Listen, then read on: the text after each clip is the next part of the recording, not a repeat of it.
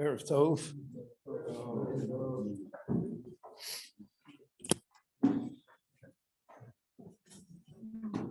Tonight begins Yom HaZikaron, and there will be a short program right after Maariv here. I would hope that you would all stay.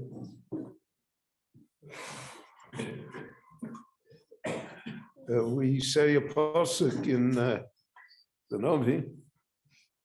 We recited in the Haggadah. Ve'ever olayich, ve'erech misposesas b'domoyich, v'omelach b'domayich chayi, v'omelach b'domayich chayi. So the Gemara darshans, why is that repeated? B'domayich chayi twice. The Gemara says it regards itself to Yetzias Mitzrayim.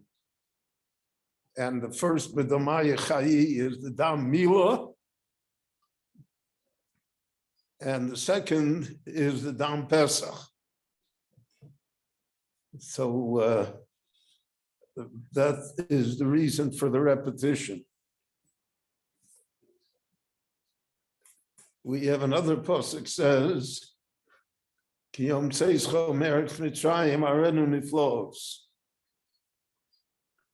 That the wonders that occurred to the Jewish people regarding the exodus from Egypt, Yetzias Mitzrayim, will be repeated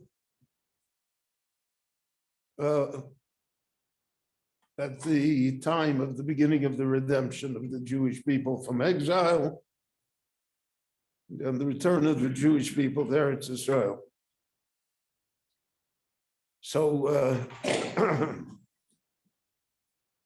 in a manner of speaking, B'domayich chayi represents also the two commemorative days.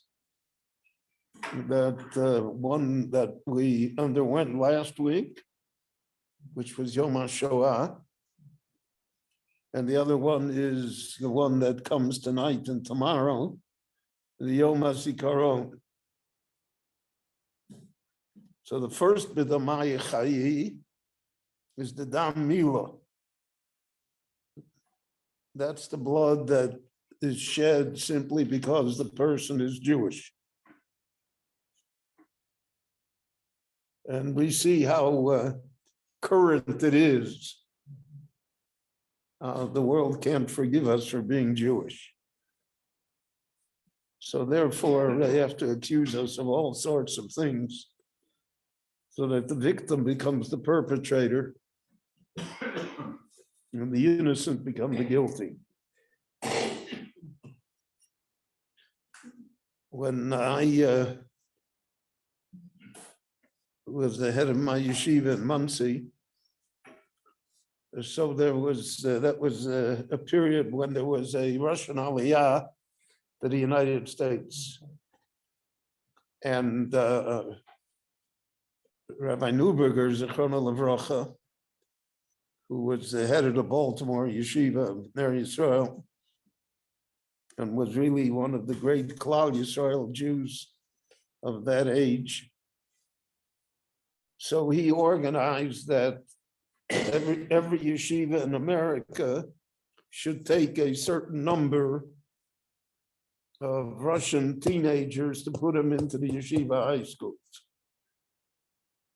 He did the same thing for the Iranian boys that came from Iran. And if you knew Rabbi Neuberger, that was not a man that you could say no to. So one day I'm sitting in the office and I pick up the phone. He says, "Hello, this is Neuberger." I said, "Rabbi Neuberger, an honor. What can I do for you?" He says, "I'm sending you 4 Russian boys. Take good care of them." I say, "Did they know anything?" He says, "I don't know. You'll find out. You'll do what you can." So they show up. Very intelligent, but they knew practically nothing because they're coming from 75 years of progressive education. And anyway, somehow we incorporated them in the yeshiva. By the time they were seniors, they were pretty much up to snuff because they were very, very devoted, industrious, and intelligent. And they had a drive. They're all very successful today.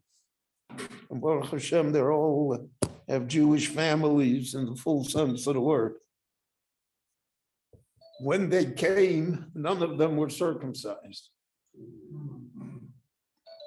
because it was not done in the Soviet Union. In fact, it was a capital offense.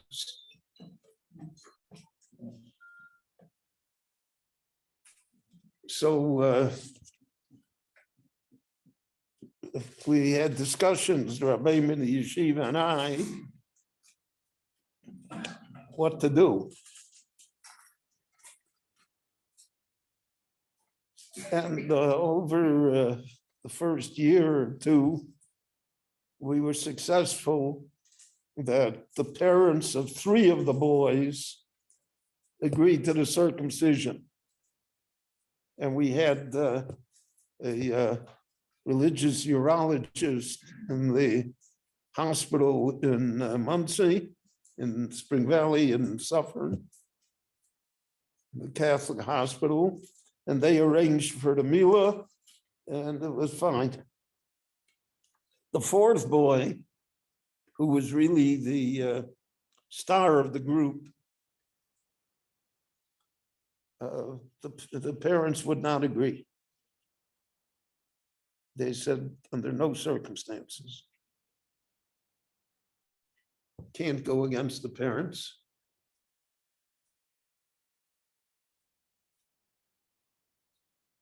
So we had to let it ride.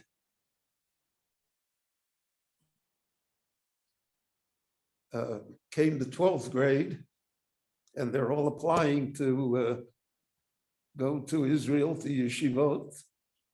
And we purposely got them into yeshivot that were not for Russians.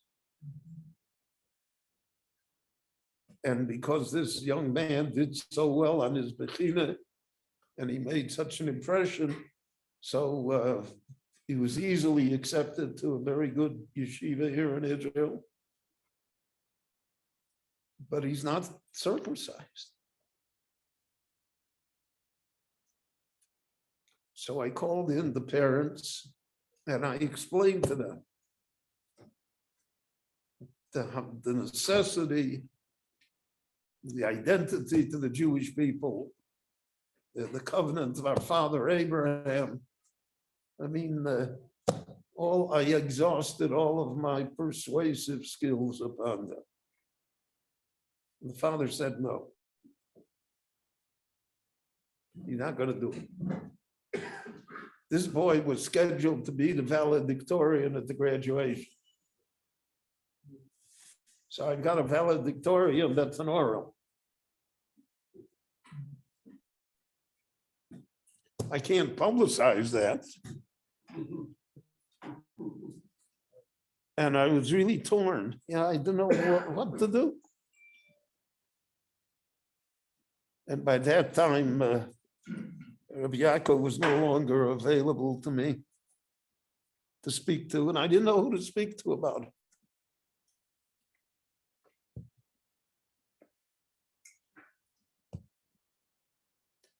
So I tried one more time with the parents. I called him in the office. I said, your son's going to be the valedictorian.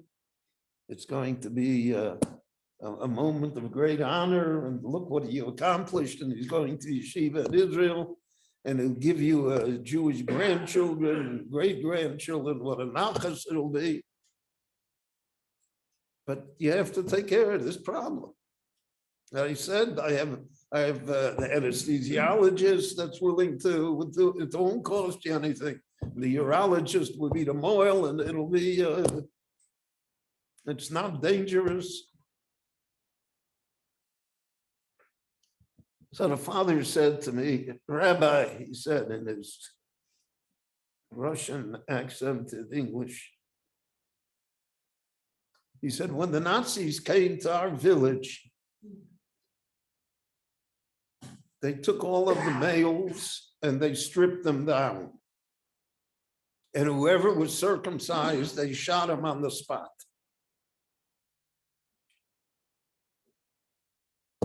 So I don't want that to happen to my son. That was not what I expected.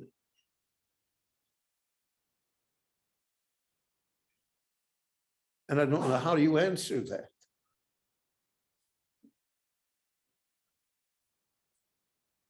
So, but I said to him, if you think that that is our fate, then I don't know, why did you send him here? Why do you bother being Jewish at all? It won't help you.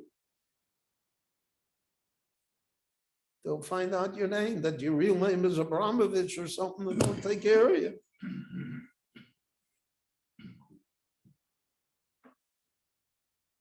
So I saw that struck home. So the father came back the next day and he said, I agree. Make the arrangements. I spoke to my son. He definitely wants it to be done. He said, Rabbi, you know, I'm changing my mind. I said, I appreciate that you are, but I don't know exactly what your motive is. He says, my wife and I discussed it, and we realize that when they come to kill him, now at least he knows why they're going to kill him. Because he's been in the yeshiva for 4 years. So he knows why. So it doesn't make a difference. So do it. That's B'damaya Chayi, that's Damila. That's the identity of being a Jew. So it doesn't make a difference what kind of Jew you are. And we see that Bris Milah throughout the generations has held the fort, even though it is done at peril.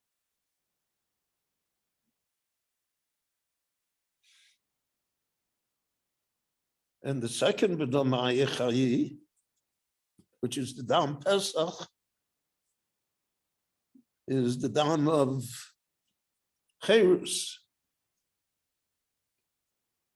We're going to mark that, 24,000, maybe more, people have been killed since the establishment of the state, or the beginning of the Machteret against the British.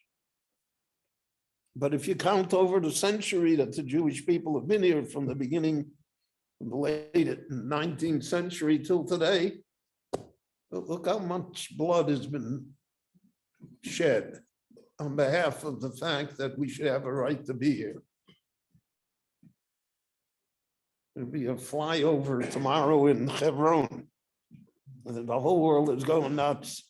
So the Rebbe Shalom diverted them with different stories. So you got Lavrov is one story, the Supreme Court in the United States another story, the baseball season is on, people are diverted. They don't think about what's going to happen. So it's not important.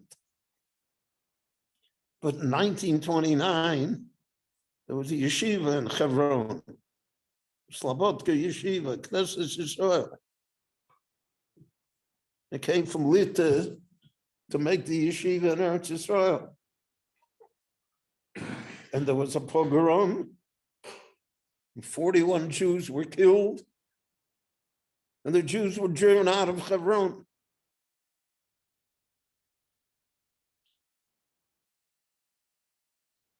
So from 1929 to now, it's almost a century. But tomorrow there'll be a flyover, and Thursday there'll be a flyover over Hebron. Simply to show that Jews have a right to be in Hebron. And we have a right to the Morris Samachpela.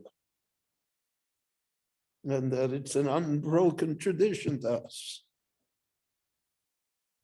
So that's the second B'nomai Chayi in our time. The first is the Amila that we're Jewish. Anybody in the world who says he's Jewish, no matter what, no matter how wild they are, it's a level, it's an achievement. And the second, but the Ma'yichai, is the Dam of Cherus. That in order to achieve our independence and our freedom and our ability to live here in peace and in security and in prosperity, just think of what we have. But that's purchased b'dam. It does not come free. So if we think of it, when the Novi said, b'nomai chayi, he meant our generation as well. It's not only Mitzrayim, it's us as well. And we should continue to see Ki Meitzeischa Eretz Mitzrayim, Arenu flows, the wonders that will yet occur in the reestablishment of the Jewish people and in the greatness of the land of Israel. Rabbi Chananya ben Akash Yomer Rotza Kodesh Baruch Hu L'Zakas Yisrael V'ficha Chibra Lahem Torah Mitzvot Shenemar Adonai Chafetz Aman Tzidko Yagdil Torah V'Yadir.